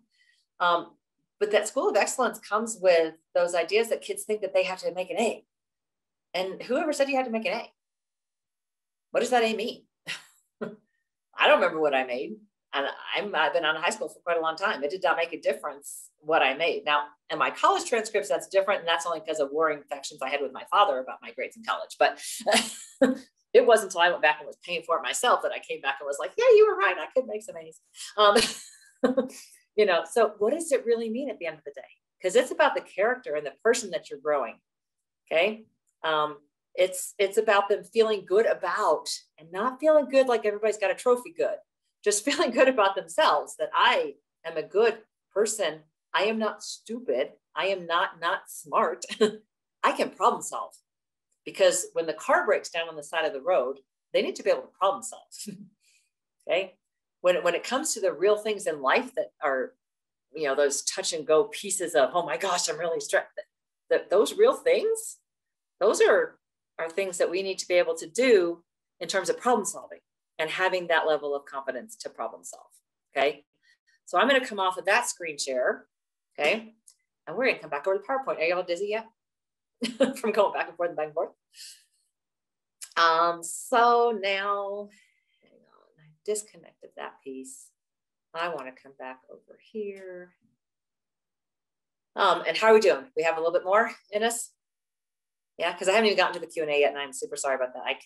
I don't know if you can tell, I'm kind of passionate about this, so I could keep talking to you for the next couple hours. And then Deborah would be going like, Osborne, stop talking.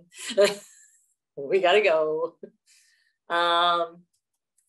So back over to the PowerPoint though, sharing this piece. Okay, so manipulative, we talked about some cups and plates, other utensils, anything that could be used for counting and grouping. Tile spacers, excellent investment. Celery and carrots are actually really cool to use to chop up into fractions, because I don't even care when we're first learning fractions. If you're just taking a look, I mean, we can sit and chop paper and kids get all, but it's got to be exactly 1/4. You know what? Let's just chop it into 4 pieces and talk that way first. Then we can get the spatially defined parts and pieces of that, right? So the different progressions of that as they master that over time. One of the other pieces though, that I want to talk about, is your support options, okay? So cpm.org, purplemath.com, and coolmath.com, okay? So those of you with elementary kids, coolmath.com, super fun games, okay? And along with saying this, there's a plethora of them out there, okay? Not gonna lie. There are apps everywhere. So parents, if you haven't already figured it out, which maybe you haven't, but there's so many things on this phone that kids are able to download for apps. And as a high school teacher, I've been kind of given that I'm a little bit sassy in my classroom. So I was kind of giving some sass back to some of my students going, seriously, you guys answered this with an E to the something power, blah, blah, blah, blah, blah. And they were like, okay. And one of them raised their hand. What does that mean? I'm like, right? What does that mean? You guys haven't learned it yet, but somebody photomathed the problem that I'd given them and they came up with this answer that they got off an app. They hadn't even learned it yet. They didn't have a clue what it was talking about. And then it was like 2 steps better in my colleague's class because they did that to one of her questions, a similar question, and they came back with a bunch of derivatives out of Calc 2. Really? Because you're in Algebra 2. You don't have a clue what you just wrote down, but you don't even know that you don't know what you just wrote down. Like that wasn't even something we covered. So yeah, those apps are not playing into kids' favor, okay? And there's a bunch of other websites also that, and I'm not saying that they're not good. They're just, I'm showing you the ones that are the best bang for your buck. How's that? Okay. Because that's what I believe in. I believe in not sending you off on a wild goose chase or throwing you into a rabbit hole where all you end up doing then is just like digging dirt back up on yourself. Because that just gets super annoying. Okay. So coolmath.com is the first one. Hopefully you can see this screen.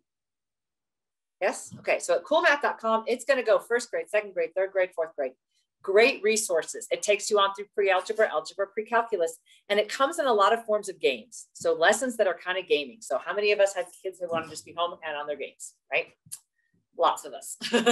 Okay, so this is a great site to be able to come out and have your kid actually have some fun doing math. I don't know if you kind of gotten that theme from me, but yeah, like have some fun doing math. Okay, it does not have to be hard. It's about a language. It's about being able to communicate something mathematically, and how that communication comes doesn't matter. It doesn't, and it doesn't matter when it comes. It's about being able to have fun with it and enjoy it. We read kids books all the time, right? We read kids awesome storybooks, you know, the Wild Things and the plethora of other storybooks that we read kids, right? We have a lot of fun with that. We get into it and they get all excited about reading. And then it's time to do math. What? No, coolmath.com, okay? Let your kids play. But once they start having more fun with it, once they start playing with rubber bands and strings and cups and making colorful fun things on plates, I had plates, and I teach high school, right? I had plates all through my room because kids wrote down a question that they had from a test that they didn't know how to do. And we passed those plates around, and all other kids were writing comments. And maybe it was like, yeah, I didn't know it either. Somebody else was going, oh, I think it starts out like this, and offering suggestions and just offering kudos and words of encouragement. And we had those up all over the room. They were still there when I got to check back into my room in August because we got shut down, right? And I didn't get to go back in until just before school started this year. And so all those plates were still up there. I still use those even in high school for kids to be able to share stuff. It's a great, inexpensive way to get kids sharing stuff, sharing ideas, and feeling comfortable about it.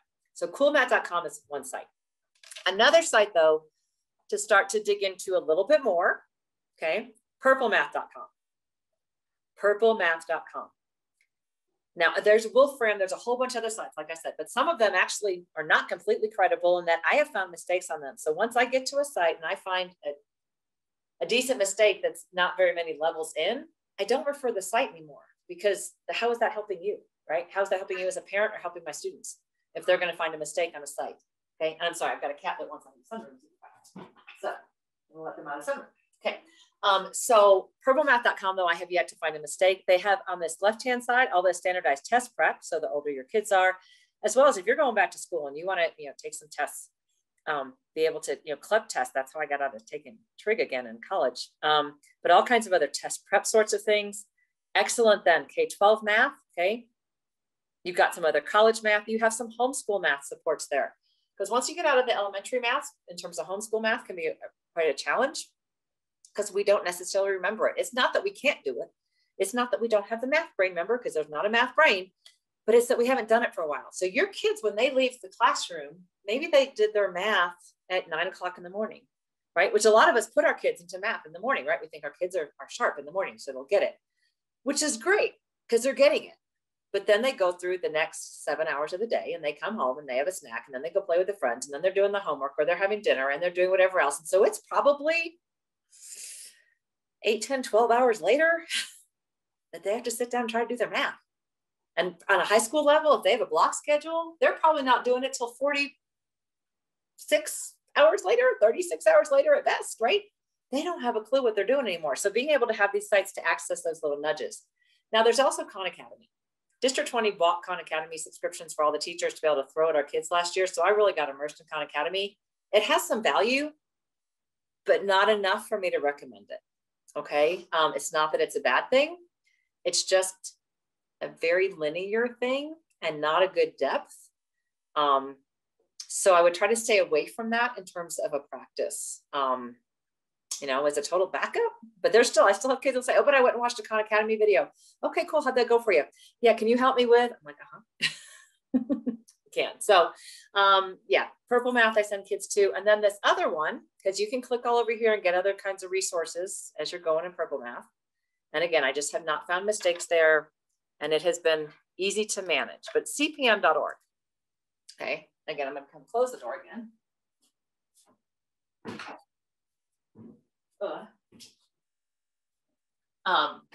So at this site, okay, and it's this whole curriculum site, okay, but it has some cool stuff, and it is not password protected, okay, and whether or not your school uses the curriculum is irrelevant. There's all kinds of other information over here, okay, calendars, all kinds of cool stuff, but up here, okay, where it says the courses, okay, there are different textbooks that you could certainly go look at, but you're not necessarily wanting to go buy textbooks, right? But this little link right here for parent support, I adore.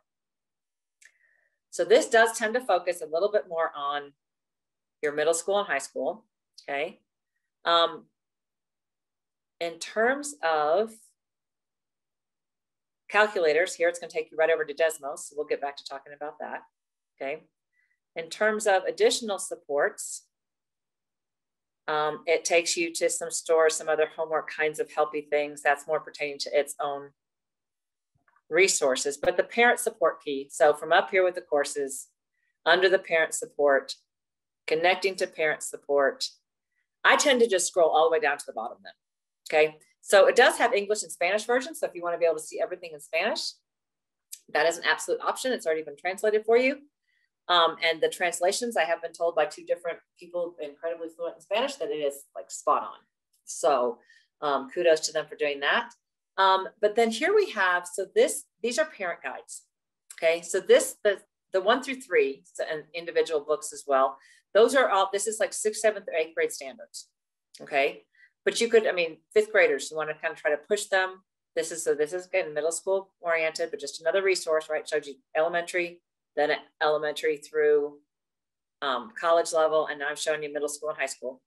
The A, G, and A2, along with 1, 2, and 3 down here. These are all high school. So this is algebra, that's the A. G is geometry. A2 is algebra 2. And then these are like integrated versions of that, okay? What does all this mean though? Okay, so say your student, okay, is in 7th grade. Okay, so I'm going to click on this and it's going to open for me. There, my internet started lagging. Okay, oh, fractions and integer addition. Okay, so here we go, Brian, more stuff, right? It doesn't go away. So tell your daughter she might be in 5th grade doing this, but look, it's in the 7th grade book. It does not go away, right? Well, here's a guide though, and it's going to take you through. I'm just going to click on the main piece.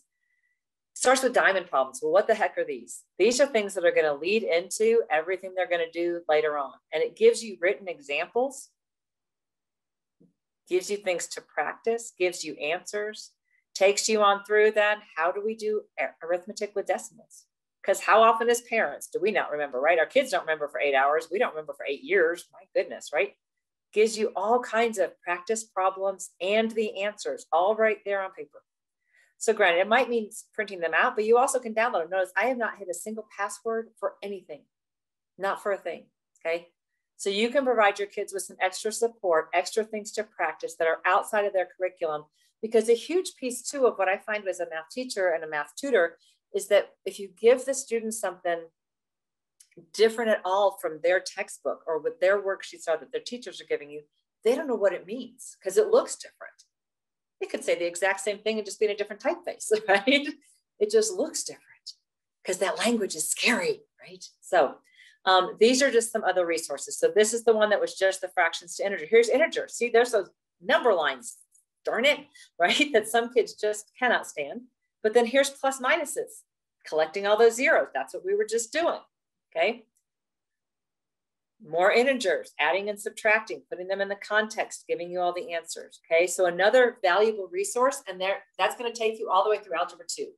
So from 6th grade through Algebra 2, the reason that this one stops specifically at Algebra 2 is that from a math side, from a state side, from a parental side with this piece, and I'm going to go ahead and stop sharing that piece for right now. That is what SATs, ACTs go through Algebra 2. So if you do have a scholar who you're wanting to be able to line them up to be able to give them the best possible chance, you do not have to take Algebra 2 to go to college. You don't. You absolutely do not. In the state of Colorado, you have to have 6 credits of math. You have to have algebra and geometry. Okay. You do not have to have any other specific class in high school. You have to have algebra. You have to have geometry. As a matter of fact, I had a girl from overseas. She came over to moved to the United States. She was taking like Calc 2 as a freshman, like one of those crazy smart people. Like she's like functioning out here and I'm going, okay, cool. I don't remember what she's even talking about, right? But she did not have geometry anywhere showing on her transcript. So she still had to go back and take geometry. She kind of slept through the whole class because it was so many it was painful, but the state of Colorado does make you take algebra and geometry. It doesn't matter where else you are, you have to take those 2 classes. But if you do want them to be able to score the best possible, give them the best possible chance to score well on their SATs or ACTs, then getting them into Algebra 2 is beneficial because it does test through the end of Algebra 2 in terms of content on those SATs and ACTs, okay? So that's why the resources too that I've showed you is to kind of just get them moving toward that. With those books, it also gives you those resources from the CPM place, gives you SAT prep. The purplemath.com gives you SAT and ACT prep, okay? Gives you stuff to help your high schoolers get ready for that, okay? So that it's not all on you. Because if I have to even come up with a whole bunch of problems, and my students and my tutorees even will joke like, okay, this one you just made up. I'm like, because if I make up something totally off the top of my head, it might get really wonky answers because I haven't necessarily tested it, right? To see if it's going to work. So the other site that I did not put on here is desmos.com. Okay, so I'm going to type that into the chat. That's where we started the night, was with desmos.com. Okay, so I'm going to take you out to desmos.com because, as I said, Desmos is run by this guy, started by this guy. His name's Eli, kind of quirky. One of those also like super smart out here kind of guys, which I totally admire. I'm not lacking that at all. I think it's super cool. I'm just not one of those people. So I'm going to pull us off of here, desmos.com. I'm going to log out. So Desmos also is a graphing calculator. Okay, so if I'm logged out and I just go to desmos.com, I can click graphing calculator and this is what's going to appear. It is a fabulous graphing calculator. If your scholars are taking the SAT or ACT online, which how many of us are doing that, right? A lot. District 20 is actually still giving kids a paper copy, but you can sign them up and take it online. This is the graphing utility that SAT and ACT uses on their online tests. And you can have it for free. So your kid can be practicing it for free, okay? You put in equations. So I can put in, just 3 + 5, and it's going to give me an answer right here. So it doesn't have to graph anything. I can also put in y equals, and it pulls up a wonderful keyboard. It's super friendly with your keyboard. I can put in a quartic equation. I can have this going all over the place, making really cool graphs. And the kids will love to play with this, okay? And get an idea of what things they can do. And the sooner that you get a kid playing with this, the better. Let them see that they can play with all kinds of numbers and life can be kind of cool, okay? You can roll it around all over the place. You can zoom in, you can zoom out. This toolbar up here lets you take it to radians, to degrees. It gives you a grid so you can actually graph it in polar coordinates when they get to that level of math. So tons of flexibility with things. They can create things and actually save them, okay? They can do all of this totally. I did not log in for this at all. It's just a graphing calculator. The other really cool piece is that it is on a phone. You can get it, if there's an app, it's a free app. It's a free app on iPhones and on Androids. There's actually a test mode on your iPhone also. So if your kids happen to have iPhones, I'm not saying that they do because super expensive beast that it is, but there is a test mode that actually then locks down the phone.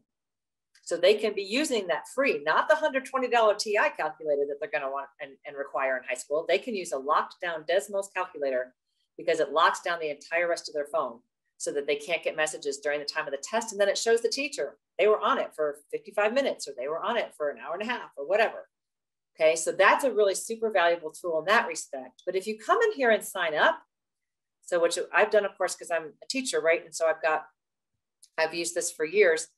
It's super awesome also in terms of Desmos and using it because when you hit the help button, it sends a message right to their headquarters and they respond and fix stuff right away. It is absolute, and I love that with technology, right? If you guys are going to mess up something or need to improve something, fix it. And they do. They are super time sensitive, responsive.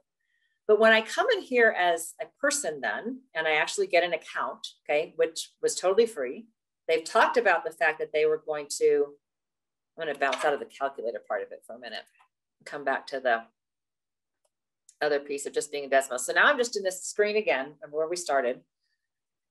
I'm logged in as myself. So if you go out and create an account for yourself and just put yourself in as a teacher at your kid's school, I promise you they don't check.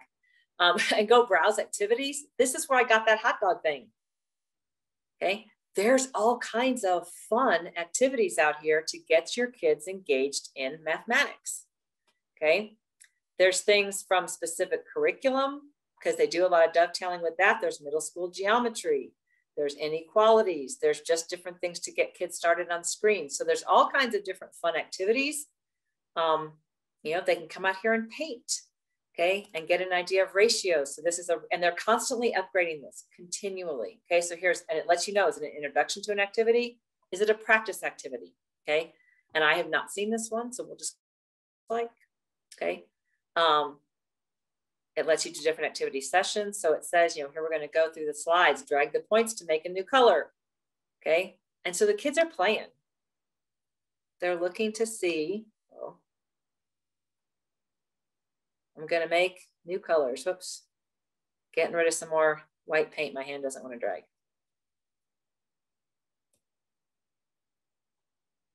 Okay. Should be doing better than this. Whoa. Okay, in terms of making different colors, once you made the color you like, you can go on to the next screen. Don't know that I made the color I liked. Oh, because that was emptying out the other colors. So then we got a white cup and 7 green cups. So just playing with different proportions, they get to move stuff around. So super similar to that other activity of just some open-ended things. There's not enough paint. What would you do to mix up some paint? Okay, so I'm thinking that that young lady out there in 5th grade might enjoy doing some ratio work right here, because we're going to have 4 cups of paint with 6 cups of red. Getting some ratios going, okay? So being able to play with some activities, using some other resources. And again, similar to the coolmath.com, that's just like games, okay? This is kind of a gaming sort of thing set up with some objectives, okay? So just some other resources there. So I'm gonna change my sharing now, stopping sharing this screen and bounce us back over to the last piece. I promise I'm almost done. Y'all have been super wonderful, patient. Okay, so mastery over time. This is our last piece, right? Please understand there is no one-stop shop. So if your kids are having a teacher at school that says, oh, they have to do it this way, I'm sorry. Again, give them my email, because I will let them know that's not just the one way to do it. As a matter of fact, I've done that with my kids' teachers. God love them. But yeah, they would come home and say, no, your kid's got to do it this way. No, they don't. Like they have to have multiple representations, sure, because that is what the people in Washington have decided that our kids should have to do, is multiple representations. But that particular representation is not one, because my kids can show you 3 other representations. Multiple means more than one, right? So they don't have to show you 5, and they certainly don't have to show you one that takes 30 minutes. So please, I will be happy to advocate for you and for your children, but there's not a one-stop shop. There's no one curriculum that's all set. There's no one anything that's all set. There are multiple paths to your destination. There is no one right way.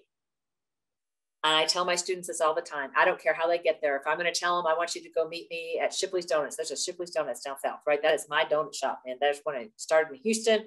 I grew up Shipley's Donuts every morning. For a long time.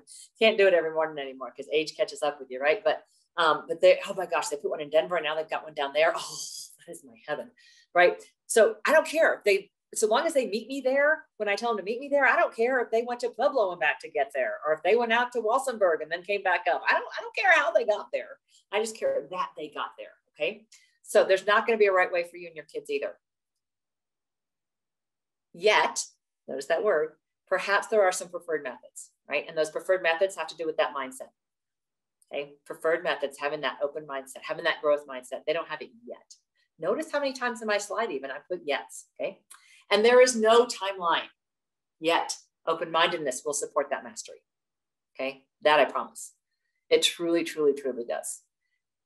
We can't circumvent growing up, right? We can't go around the fact that they're still going to go through middle school, and middle school is nobody's favorite. Nobody ever said, oh, can I please go back to 7th grade? No, they just don't say that. They're not ever going to. Trust me, I taught 7th grade. They'll never say it. They'll never say, please can I go back to 8th grade? Because the girls really turn all evil and the boys are really wonky and smelly. No, nobody ever says that, ever, never, ever. Okay, so I promise they'll get through that piece. And then they get to high school, right? And then they kind of become cool creatures eventually. So I love teaching all the grades. I teach 9th graders through seniors, because those seniors remind me that I can mentor the 9th graders, because they will turn into better humans in a couple of years. They really will, okay? So by high school, there becomes a little bit more of a timeline, but there's still no timeline. And we've talked about that a lot, my colleagues and I have. in terms of the pandemic right now, that maybe that's going to even help us to remodel, like, why is high school 4 years? I have high schoolers who can get out in 3. Why are they hanging out? Because we tell them they have to check these boxes in this amount of time. And then they have other high schoolers, those super seniors. Well, what's wrong with that? Because sometimes we have to work. Sometimes we take a different path. Sometimes it takes us a while longer. And why do we keep telling them they have to have it done in 4? I took 5.5 in college just for my bachelor's. I had like 196 hours worth of stuff. I was having fun learning. I was taking all kinds of different stuff. I was like, oh yeah, maybe I should graduate. So yeah, hopefully, okay, we will end up with even less of a timeline than we have right now. Okay. But there really is no timeline. Okay. But now is your time. Okay. For what time we have left, because I have been talking your ear off. And thank you super, super, super much for letting me share that stuff with you. I hope some of it was helpful and will hopefully be meaningful. And what questions do you have that I can maybe help address for you in these last few minutes? I don't know if I actually even shared in my other stuff. I will put out here my email if you would like to have it. Although after tonight, you may not want to have to listen to me talk again. So one is my Gmail account that just comes to my house. The other is my school account, asd20.org. Okay. So feel free to ask, send me questions. I'm here to be your biggest advocate, because we are in this all together. That's always actually been my mantra. But it's now more than ever, it really is. Like, we got to help our kids get through this. So, and thank you very much for your comments. I'm glad that you like the websites. And the tile spacers, absolutely. That's going to be amazing. Yes, Monica, that's going to be super helpful for your second grader. And then all the way through. And then when they start drawing the pluses and minuses, it makes a big difference. Yeah, and I hope to get back in and influence some more teachers too once this pandemic gets over. We had to shut down a lot of our PD. So you are very, very welcome. So truly, any questions? Anyone have a question? You can take yourself off of mute. Yeah. This is your opportunity.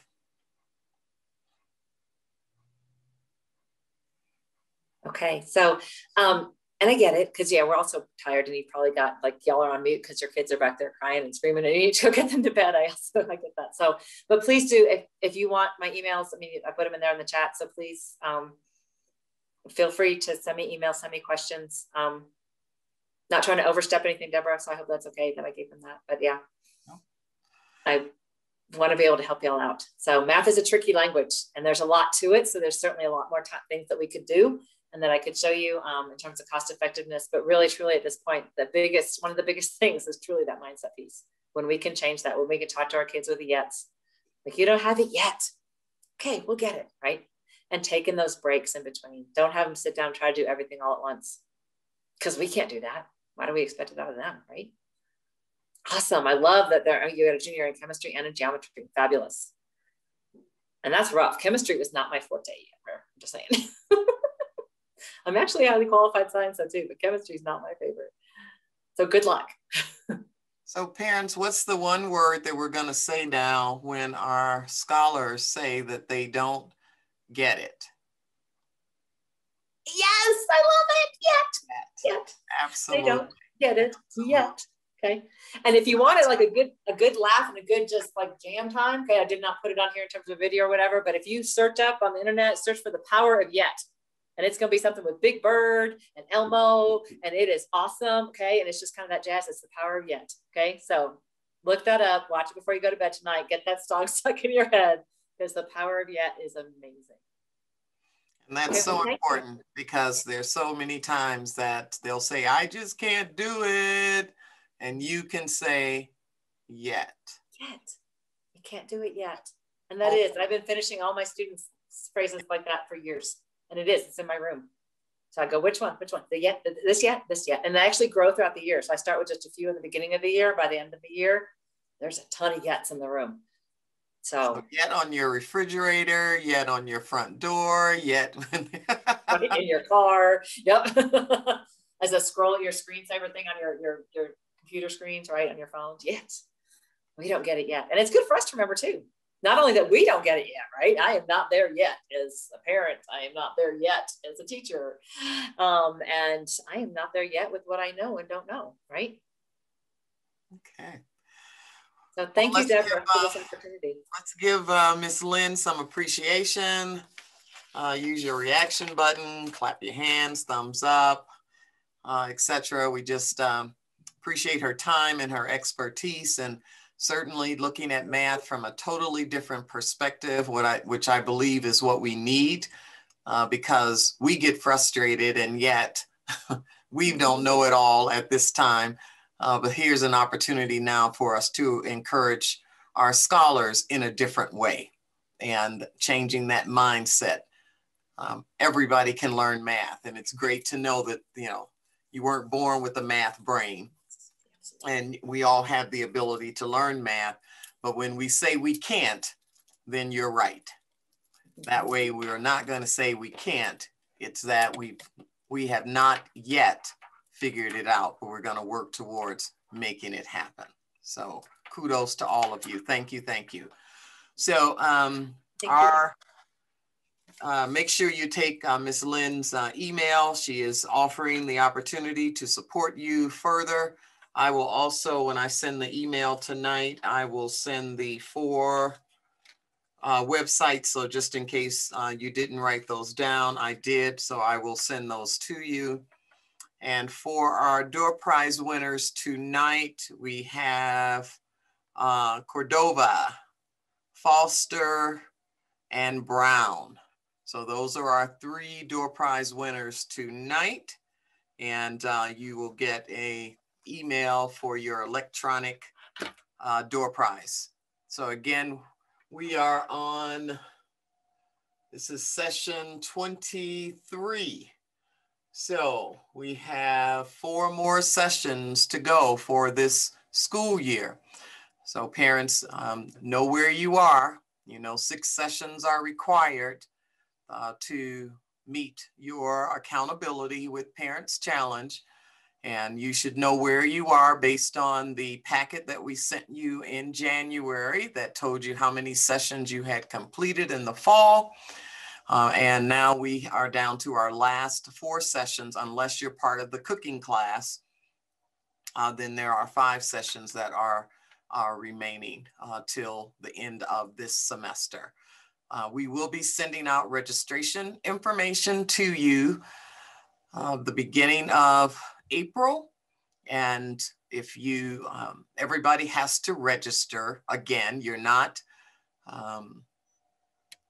signing up for the program again, but what you're doing is providing us with your updated information, because we know sometimes people move, you change schools, you decide different kids to put into the program, and we need all of that updated information as we start the new year. So that information will be coming out to you the first part of April, and that information then will be due back to us by the end of April so that we can see how many new families we will be bringing on board for the next year, because those families are waiting, and we don't do anything until we know our current families are confirmed. Along with that, you will also be getting at the end of April the final parent-student journal, which has to be completed and turned in. If you are one of the families who has yet to, 1, turn in your report cards from the fall or progress reports, we are still waiting for that. I know that Catherine has reached out. If your scholars are have not done as well, based on the report cards we have received, we have sent information regarding an academic watch meeting, so a doodle calendar request. So we need you to check in with us so that we can see what plans you have put in place to support your scholar. Our goal is to support you, and you then supporting your scholar with their education needs. And we know this has been a crazy year for many, a very disappointing year for a lot. And we want to try to give you as many resources as possible so that your scholars don't get behind. And if they are behind, then we want to look at how we can support you to get them back on target. So if you have any questions or any concerns, please send us an email, give us a call. You have our phone numbers so that we can work with you, because we don't want you to be frustrated. We want to support you and try to provide you as many resources as possible. Any questions? Let's see, when are you sending the registration email? It'll be in April when those packets will be sent. It'll be via email, and then you'll get a link to the actual registration form. Shouldn't take you long to fill it out because it's just your information on your family. Okay. All righty. Well, again, Ms. Lynn, thank you so much for being with us tonight. Families, thank you for being here.